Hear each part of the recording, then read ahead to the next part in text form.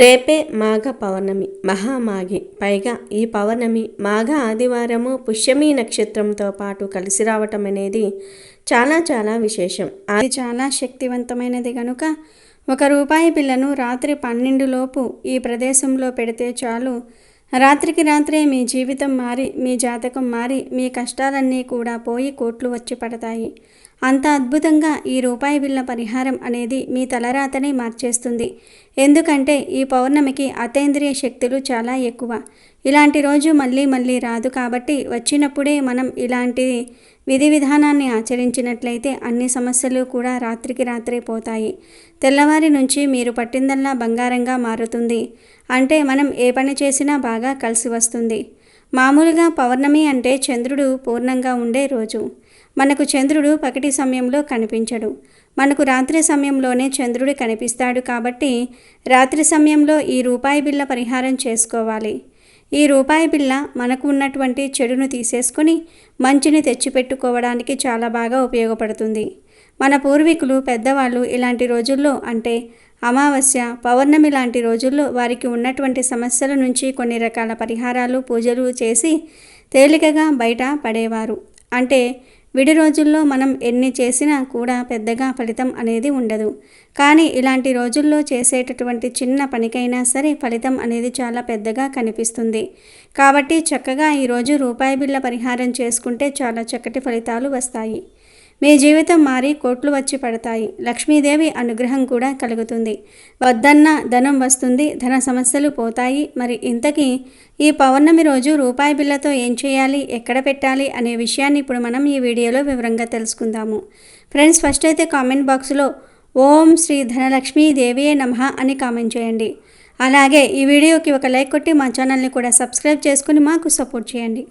ఇక ఈ పౌర్ణమి రోజు రూపాయి బిళ్ళతో ఒక చిన్న పరిహారం చేస్తే చాలు, 4 వైపుల నుండి ధనం దూసుకు వస్తుంది అని పెద్దలు చెప్తూ ఉన్నారు. ఈ పరిహారానికి ₹1 బిళ్ళ కావాలి.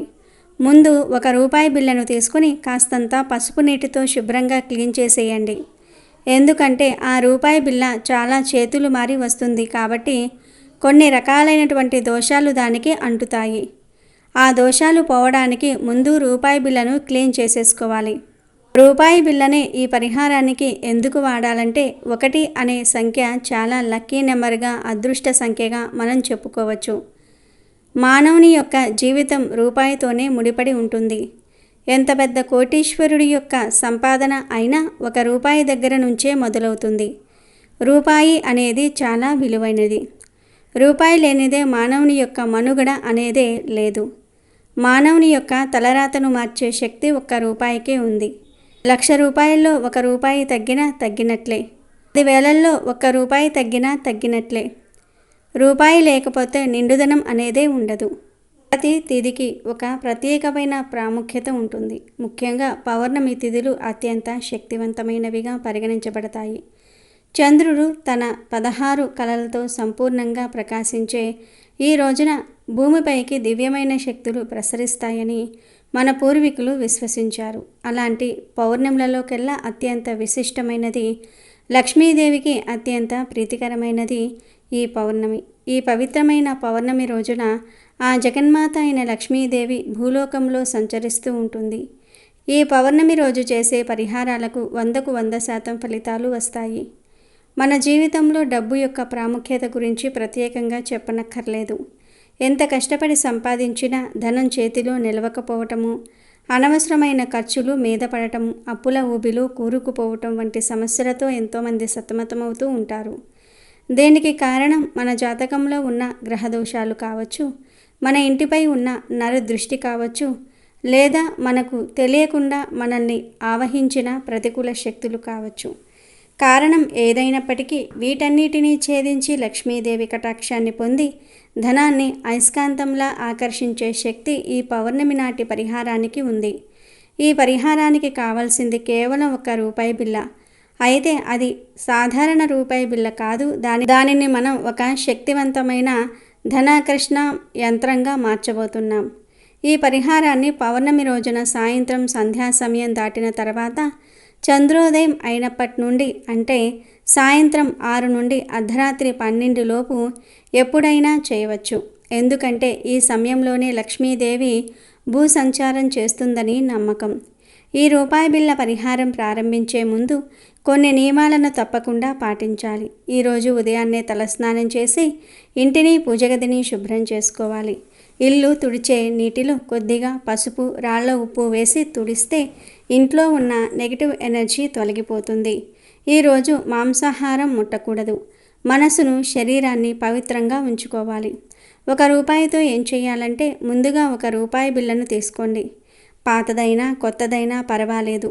దానిని పసుపు నీటితో శుభ్రంగా కడిగి ఒక పొడి వస్త్రంతో తుడవండి.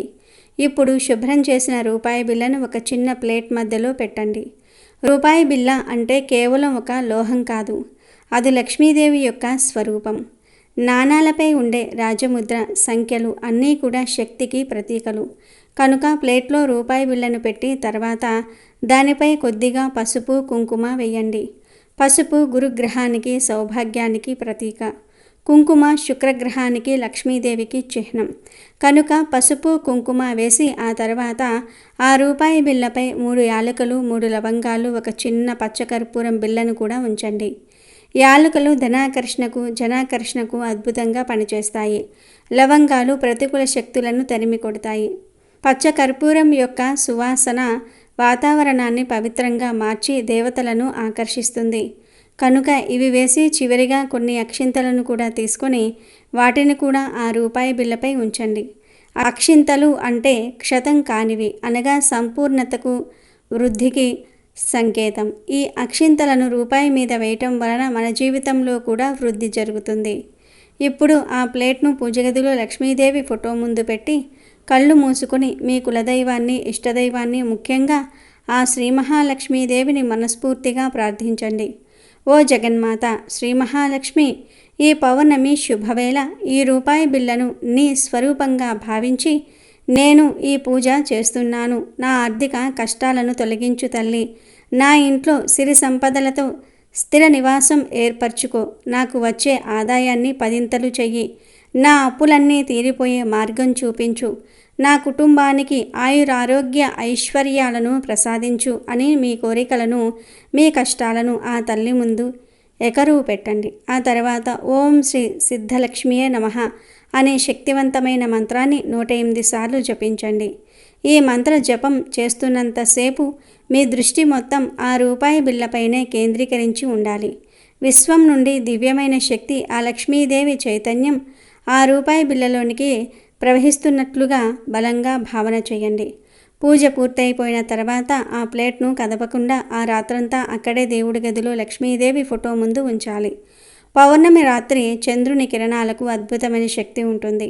ఆ శక్తి మనం చేసిన పూజ యొక్క శక్తి అన్నీ కలిపి ఆ రూపాయి బిళ్ళలో నిక్షిప్తమవుతాయి. మరుసటి రోజు ఉదయం స్నానం చేసిన తర్వాత పూజగదిలోనికి వెళ్ళి ఆ ప్లేట్లోని రూపాయి బిళ్ళను, యాలుకలు, లవంగాలు, పచ్చకర్పూరం, అక్షింతలతో సహా ఒక చిన్న ఎర్రటి వస్త్రంలోనికి తీసుకుని దానిని ఒక మూటలా కట్టండి. ప్లేట్లోని పసుపు, కుంకుమలను నుదుట ధరించండి. ఇప్పుడు అసలైన ఘట్టం మొదలవుతుంది. ఈ శక్తివంతమైన మూటను ఎక్కడ పెట్టాలి అంటే దీనిని తీసుకుని వెళ్ళి మీరు ఎక్కడైనా వేప చెట్టుకు కానీ, రావి చెట్టుకు కానీ కట్టేసి రండి. అంటే పూజలు చేయని చెట్లు ఉంటాయి కదా, ఆ చెట్లకు కట్టేసి వచ్చేయండి. అంతే, సరిపోతుంది.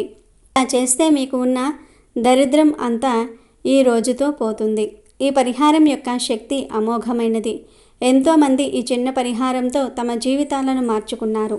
లక్షల్లో అప్పులు ఉన్నవారు కూడా ఈ పరిహారం చేసిన కొద్ది నెలల్లోనే అప్పులన్నీ కూడా తీర్చేసి అధికంగా స్థిరపడిన ఉదంతాలు ఉన్నాయి. వ్యాపారంలో నష్టాల్లో ఉన్నవారు లాభాల బాట పడిన సందర్భాలు ఉన్నాయి. ఉద్యోగంలో ప్రమోషన్ కోసం ఎదురు చూస్తున్న వారికి ఊహించిన అవకాశాలు తలుపు తడతాయి.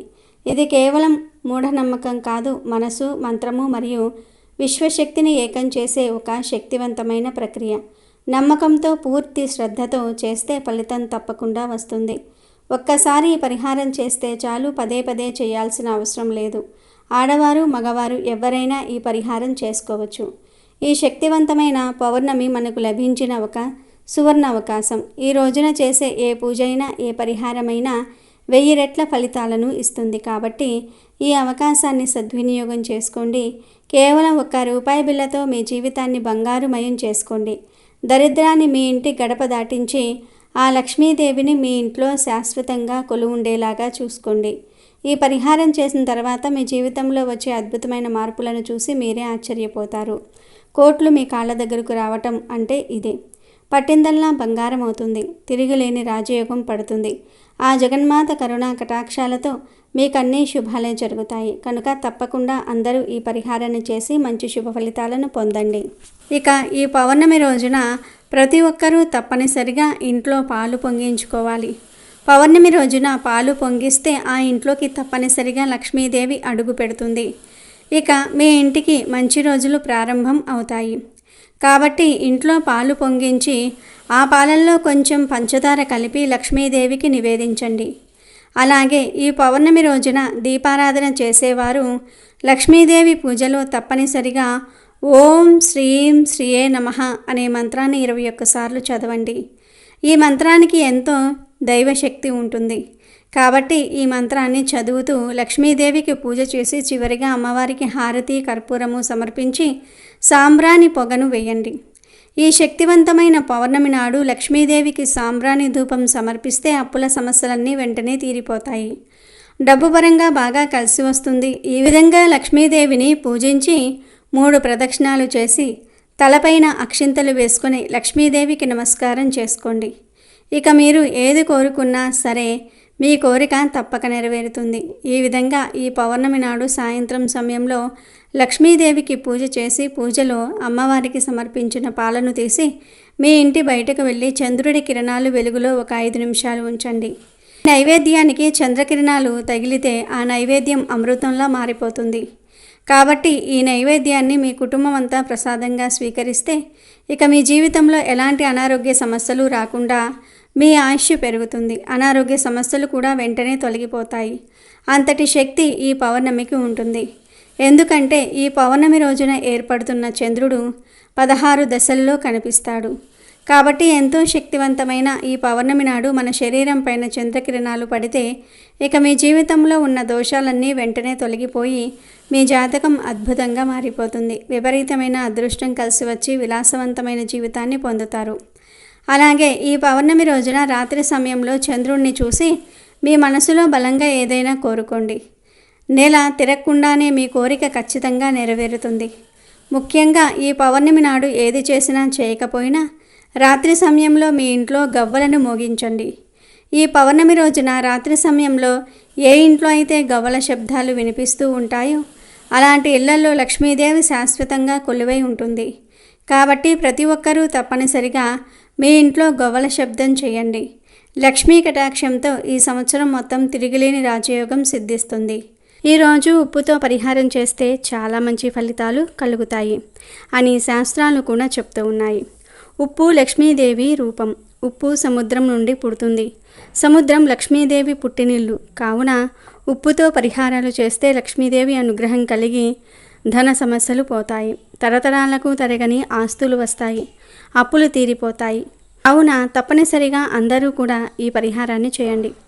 ఇది చాలా చిన్న పరిహారం, కానీ ఫలితాలు మాత్రం చాలా అద్భుతంగా వస్తాయి. ఈ పరిహారాన్ని ఈరోజు రాత్రి సమయంలో అంటే 6 నుండి 12 గంటల మధ్యలోనే చేసుకోవాలి. అలా చేసుకోవటం వలన అద్భుతమైన శుభ ఫలితాలు వస్తాయి. ఎప్పుడైనా సరే పరిహారాలకు మన ఇంట్లో ఉన్న ఉప్పును వాడకుండా కొత్తగా ఉప్పు ప్యాకెట్ను కొని తెచ్చుకొని ఆ ఉప్పుతో పరిహారం చేస్తే 100కు 100% ఫలితాలు వస్తాయి. కనుక ఈరోజు పగటిపూట ఒక కొత్త ఉప్పు ప్యాకెట్ను కొని తెచ్చుకొని రాత్రికి ఈ ప్యాకెట్లోని ఉప్పుతో ఈ పరిహారం చేయండి.